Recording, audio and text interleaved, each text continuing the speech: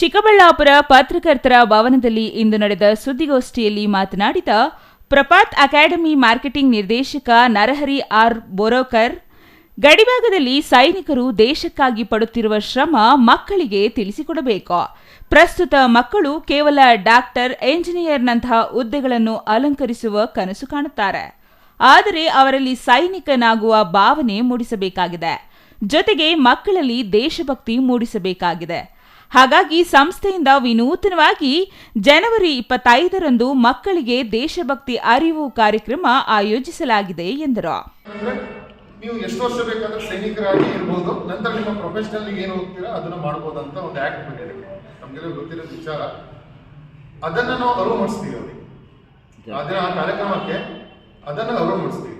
So ಬರೀ ನಾವು study ಜೊತೆಗೆ ನಮ್ಮ ಗಡಿ ಪ್ರದೇಶದಲ್ಲಿ ಏನೇನು ನಡೀತಿದೆ ಅದನ್ನ ನಾವು ಭಾರತ ಅಖಂಡ ಭಾರತ ನಾವು ಯಾವ ಥರ ಮುಂದೆ ನಡ್ಸ್ಕೊಂಡು ಹೋಗ್ಬೇಕು. ಇವತ್ತಿನ ಮಕ್ಕಳಿಗೆ ಅದನ್ನು ಅರಿವು ಮೂಡಿಸೋದು ಬಹಳಷ್ಟು ಮಹತ್ವದ ಕೆಲಸ. ಸ್ಕೂಲಲ್ಲಿ ಒಂಥರ ಸಿಸ್ಟಮ್ ನಡೀತಾ ಇರುತ್ತೆ. ಸಾಮಾಜಿಕವಾಗಿ ನಾವು ಜನವರಿ 26 ಆಗಸ್ಟ್ 15 ಅಂತ ಅಷ್ಟೇ ತಲೆಯಲ್ಲಿ ಇರುತ್ತೆ. ಆದರೆ ಇಂಥ ಒಂದು ಕಾರ್ಯಕ್ರಮ ಮಾಡಿದಾಗ ನಾವು ಬೇರೆ ಬೇರೆ ವಿಚಾರಗಳನ್ನ ಅವರಿಗೆ ಅಲ್ಲಿ ನಿರೂಪಣೆ ಮಾಡೋರು ಅದನ್ನ ಹೇಳ್ತಾ ಇರ್ತಾರೆ.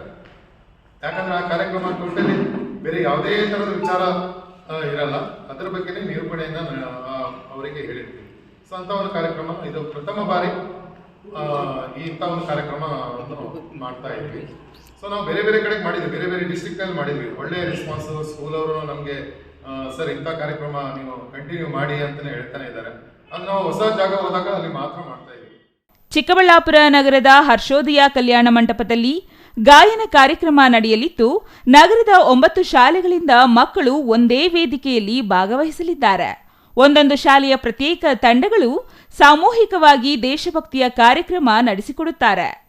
ಇನ್ನು ಈ ಕಾರ್ಯಕ್ರಮದಲ್ಲಿ ಮುಖ್ಯ ಅತಿಥಿಯಾಗಿ ಪರಮವೀರ ಚಕ್ರ ವಿಜೇತರಾದ ಕ್ಯಾಪ್ಟನ್ ನವೀನ್ ನಾಗಪ್ಪ ಭಾಗವಹಿಸಲಿದ್ದು, ವಿಶೇಷ ಭಾಷಣ ಮಾಡಲಿದ್ದಾರೆ ಎಂದರು.